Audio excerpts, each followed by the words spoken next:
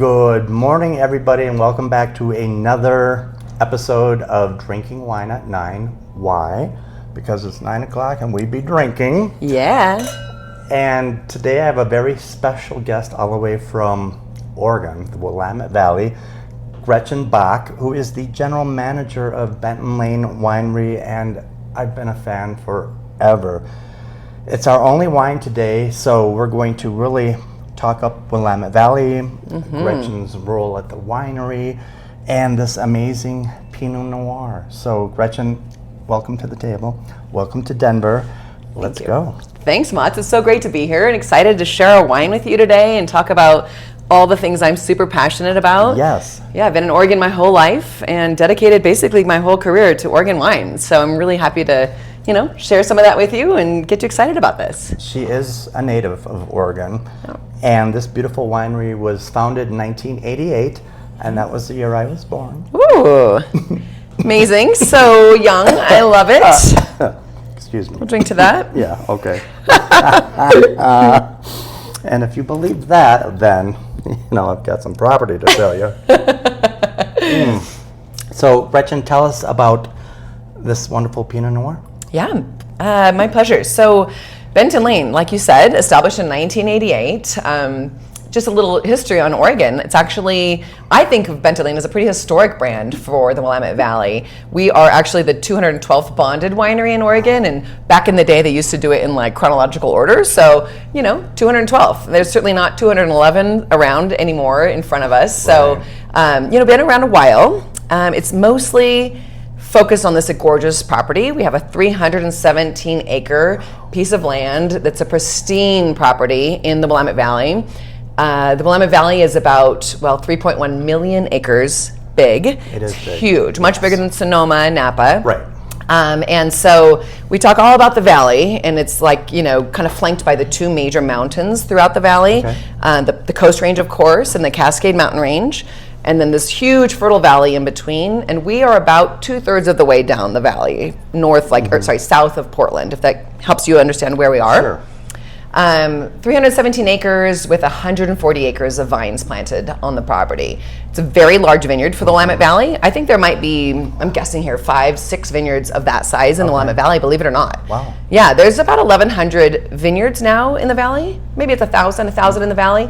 But we are definitely one of the larger. It's pretty impressive. And speaking of impressive, this wine that she brought, this Benton Lane Pinot Noir, I've always been a fan. Yeah. Because it's so consistently good. Vintage after vintage after vintage. Yeah. You're getting your mulberries, your huckleberries, your cassis. The tannins are balanced, and so is the experience from glass to glass. I love it. I love that. It really is.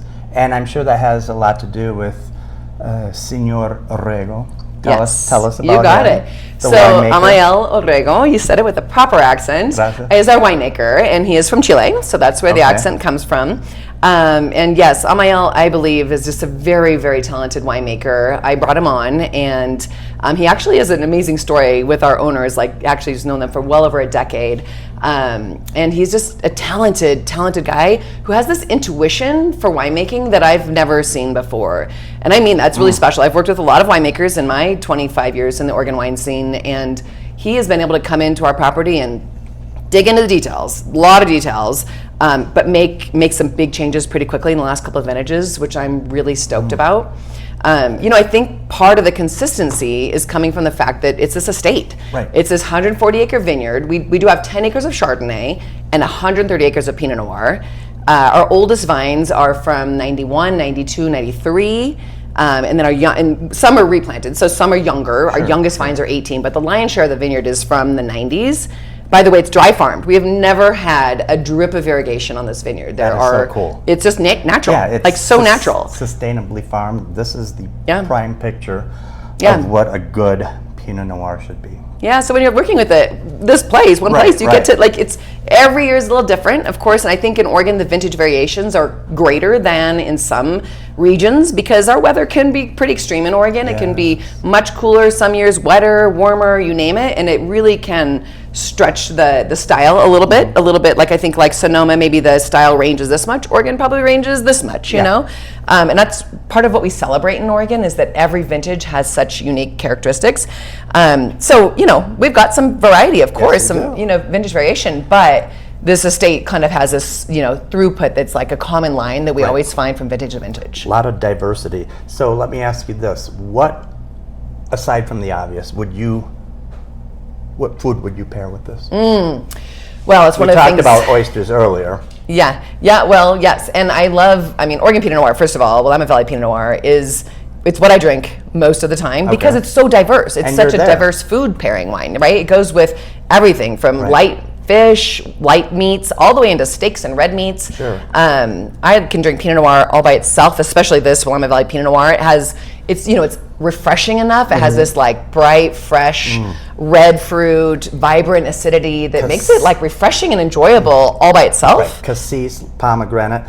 I would even put a slight chill on this. Oh yeah, for sure. In the summertime. Right, because in Denver it's 98 degrees, so put a slight chill on it, and you'll get those dynamic fruit notes, those essences of blueberries and mulberries that just really complement this glass of wine. So my next question to you, Gretchen, is what makes the Willamette Valley so conducive to growth with Pinot Noirs? Why do people gravitate toward a Willamette Pinot?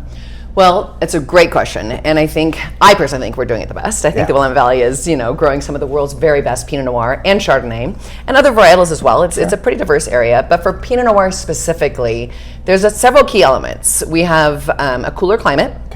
We have, in the summer, almost no rain, and a long, long day of sunshine, more than most places. So it's a combination of those things. We have very low disease pressure. We get all of our rain, you know, from fall through the winter, almost 6 months of rain. Wow. And then we have about 6 months of fairly dry.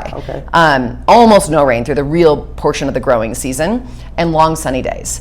So at Benton in particular, I even, you know, have this little handy map here that shows the property, but it goes right up the coastal foothills.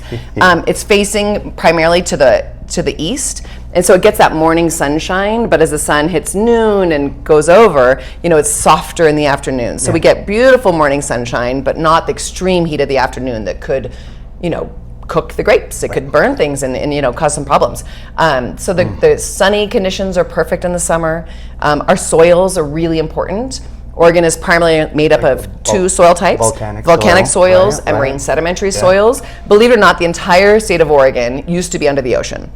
You know, millions of years ago. And so it's got fertile, rich soils down the valley floor, and as you go up in the mountains where we are, it's more you know, volcanic driven marine sediments where it's not where you're gonna grow like endless bounteous broccoli and fruits and vegetables, right? But Pinot Noir, it forces the vines to go down deep. So it's really perfect soils for growing world-class Pinot Noir. Absolutely.